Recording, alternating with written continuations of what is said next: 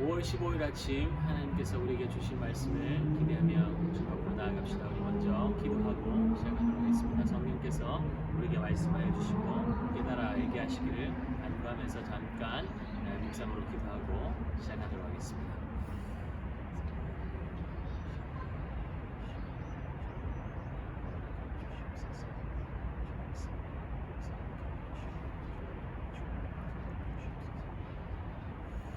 모든 기도 우리 주 예수 그리스도 이름으로 기도드렸습니다. 아멘.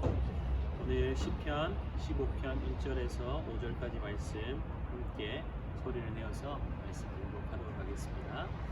여호와의 주의 장막에 머무를 자 누구 오냐? 주의 성산에 사는 자 누구 오니까?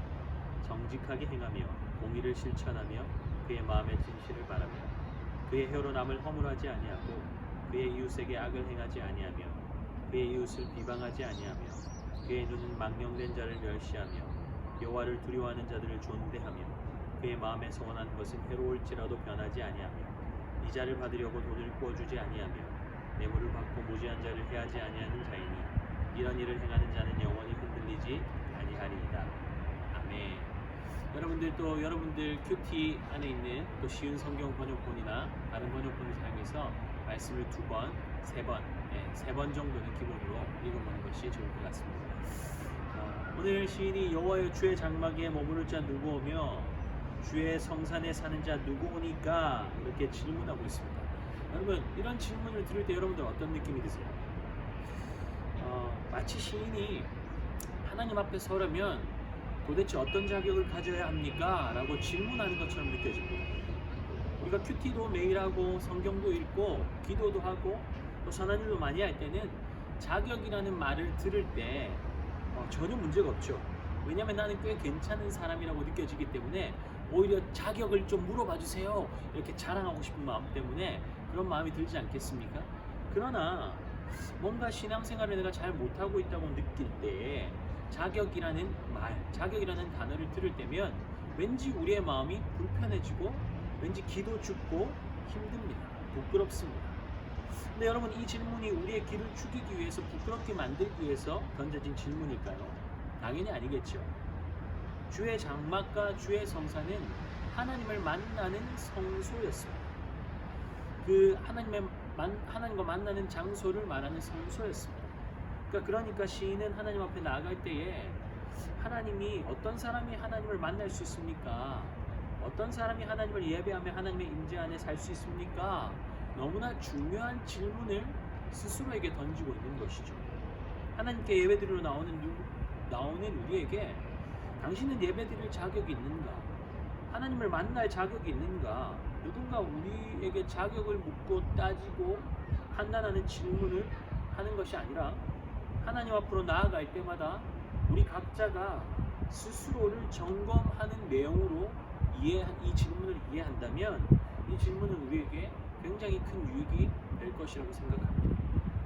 오늘 말씀은 1절이 질문으로 시작하다 보니 2절에서 5절까지는 그에 대한 답을 제시하는 구조로 되어 있습니다.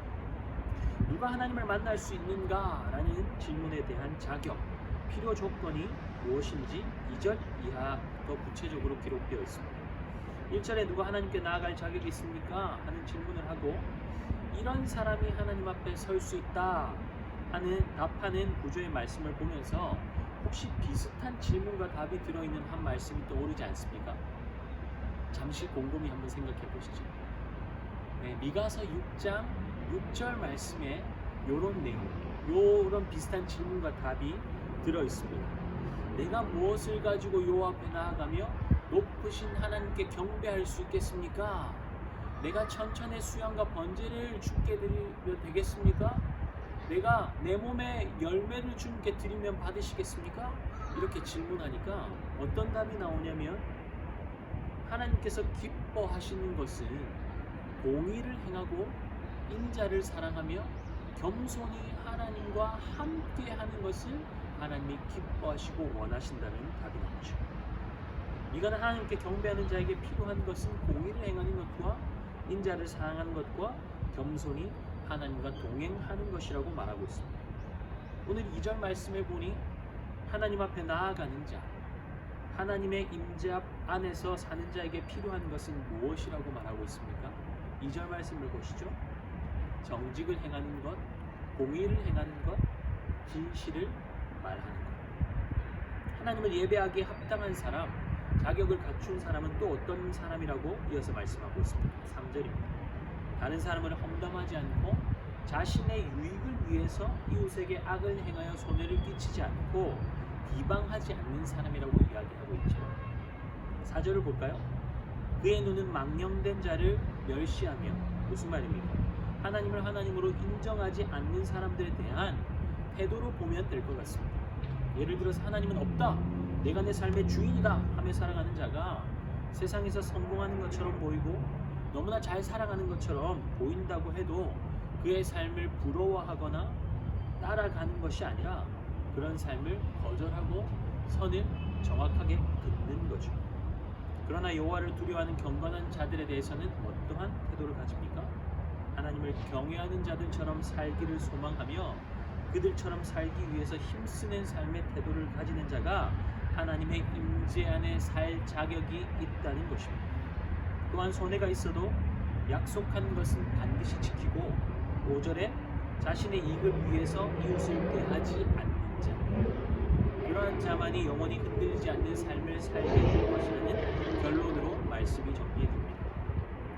자, 이러한 조건들을 조목조목 읽어가면서 여러분들은 어떤 느낌이 들었습니까? 어떤 생각이 들었습니까? 계속 바늘로 가슴을 찌르는 것 같은 통증이 느껴지지 않았습니까? 만약에 그런 느낌이 들었다면 왜 그런 느낌이 들었을까요? 네, 우리가 이렇게 살지 못하기 때문에 우리의 마음이 불편하고 왠지 찔리는 거죠. 좌절감까지 생기려고 하지 않습니다. 그러나 서두에서도 이야기했지만 쭉 나열된 자격 조건들을 자신이 비교적 잘 지키고 있다면 불편한 감정을 덜 느끼던지 나는 아니니까 상관없어, 괜찮아 하는 생각을 가질지도 모릅니다. 그런데 여러분, 이 두 마음 다 잘못된 것 아니겠습니까? 왜 불편하고 왜 또 불편한 마음이 없을까요? 여러분 정직합니까? 여러분 공의를 실천하고 있습니까? 진실한 말을 하고 있습니까? 자신에게 다른 사람에게 정직하고 의를 실천하고 진실을 말한다고 할지라도 하나님 앞에서 우리의 의는 다 무엇과 같다고 이사야 선지자가 말하고 있습니까? 우리는 부정한 자이기 때문에 우리의 의는 다 더러운 옷과 같다고 이사야 64장 6절에 말씀하고 있습니다. 다윗도 시편 143편 2절에서 이렇게 말씀하고 있죠. 고백하죠. 주의 종에게 심판을 행하지 마소서. 주의 눈앞에는 의로운 인생이 하나도 없나이다. 우리 중에 하나님 앞에 설 자, 하나님과 함께 살만한 자격을 갖춘 자가 하나도 없다는 것이 결론입니다. 그런데 그런 우리가 하나님 앞에서 얼마나 잘하면, 얼마나 열심히 하면 자격을 갖출 수 있다는 것입니까? 그건 교만이죠. 난 왜 이거밖에 안 될까 하는 생각도 교만 아닙니까? 우리는 원래 그런 존재거든요.